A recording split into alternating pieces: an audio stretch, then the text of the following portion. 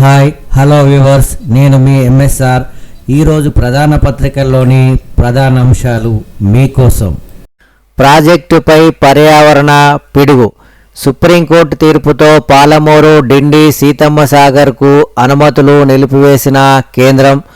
పాలమూరుకు అనుమతుల కోసం 2023లోనే నిపుణుల మదింపు కమిటీ షరతులతో సిఫారసు. షరతుల అమల్లో జాప్యం కారణంగా 2 ఏళ్ల పాటు అనుమతులు జారీ చేయని కేంద్రం. ఆలోగా సుప్రీం తీర్పు రావడంతో వచ్చినట్లే వచ్చి నిలిచిపోయిన అనుమతులు. సీతమ్మ సాగర్ డిండి ప్రాజెక్టులకు సైతం ఇక అనుమతులు అనుమానమే. స్వేచ్ఛగా వాణిజ్యం బంధాన్ని పెంచుకుందామని ఆసియాన్ దేశాలకు ప్రధాని మోదీ పిలుపు. స్వేచ్ఛా విపిణితో భారత్ ఆసియా దేశాల ప్రజలకు ఎంతో ప్రయోజనమని వ్యాఖ్య.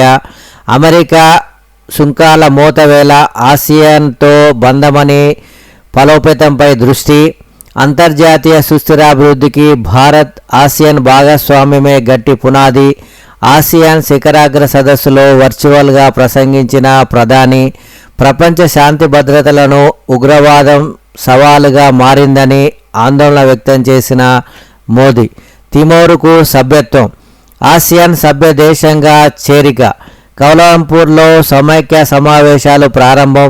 అమెరికా అధ్యక్షుడు ట్రంప్ సహా పలువురు దేశాధినేతల రాక. కాల్పుల విరమణ పొడిగింపునకు కాంబోడియా థాయిలాండ్ అంగీకారం. ధీరుడు కొమరం భీం.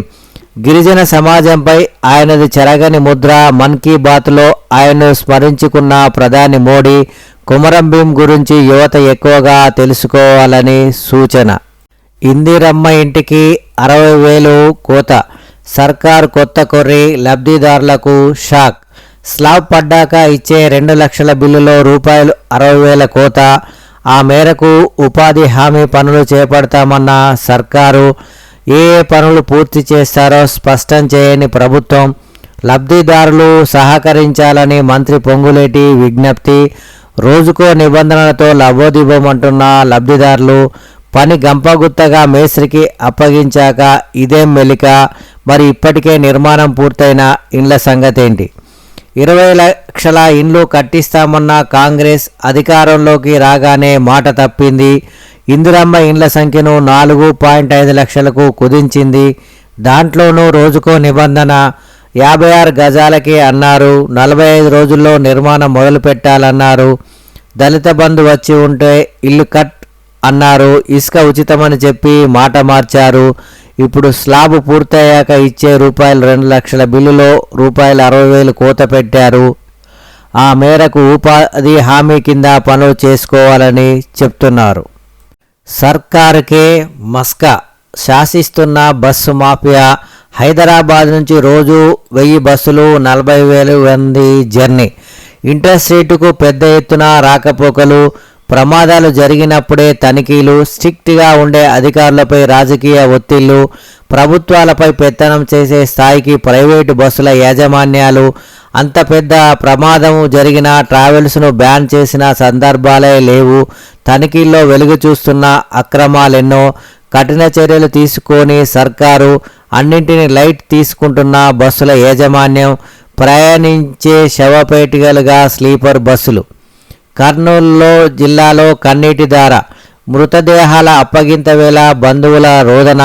గుండెలవిసేలా విలపించిన కుటుంబ సభ్యులు. DNA ఫలితాల ఆధారంగా మృతుల గుర్తింపు. 18 మంది మృతదేహాల అప్పగింత పూర్తి. కర్నూలులోనే ఒకరి అంత్యక్రియలు. మృతుల్లో చివరి వ్యక్తి గుర్తింపు నేడు. మృతదేహం అప్పగింత. కారు వర్సెస్ కాంగ్రెస్ సర్కారు. కేసీఆర్ సమీక్ష అనంతరం బీఆర్ఎస్ శ్రేణుల్లో తొణికిసలాడుతున్న ఉత్సాహం. ఫీల్డ్లో కనిపించని కాంగ్రెస్ పార్టీ స్టార్ కంపెయినర్లు. సొంత బలం చరిస్మాతో అభ్యర్థి నవీన్ యాదవ్ దూకుడు. సానుభూతి సర్కార్ వైఫల్యాలు.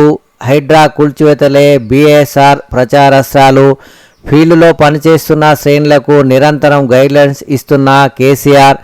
రాత్రిపూట నియోజకవర్గ ప్రముఖులకు మద్దతు కోరుతూ ఫోన్ కాల్స్. ఎలక్షన్ను టేకిట్ ఈజీగా తీసుకున్న బీజేపీ. ఓ పార్టీ అంతరించిపోతే ప్రత్యామ్నాయ శక్తిగా ఎదేందుకు వ్యూహం. జూబ్లీ కారు రోటీ మేకర్ రోడ్డులో రోలర్. బీఆర్ఎస్కు గుర్తుల టెన్షన్. మరోసారి కారును పోలిన గుర్తులు, జూబ్లీహిల్స్ ఉప ఎన్నికల్లో అభ్యర్థులకు సింబల్స్ ఖరారు చేసిన ఈసీ, 58 మందికి గుర్తుల కేటాయింపు, నోటా అదనం. ఈ దఫా బ్యాలెట్ యూనిట్పై అభ్యర్థుల ఫోటోలు. అభివృద్ధి అంటేనే కాంగ్రెస్, బీఆర్ఎస్ హయాంలో పేదలకు ఉద్యోగాలు ఇవ్వలే.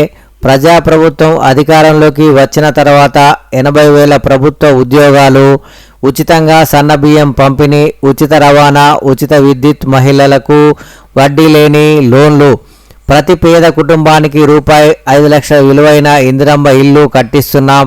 కాంగ్రెస్ అభ్యర్థి నవీన్ యాదవ్ను ఆశీర్వదించాలని ఓటర్లకు విజ్ఞప్తి చేసిన మంత్రి సీతక్క.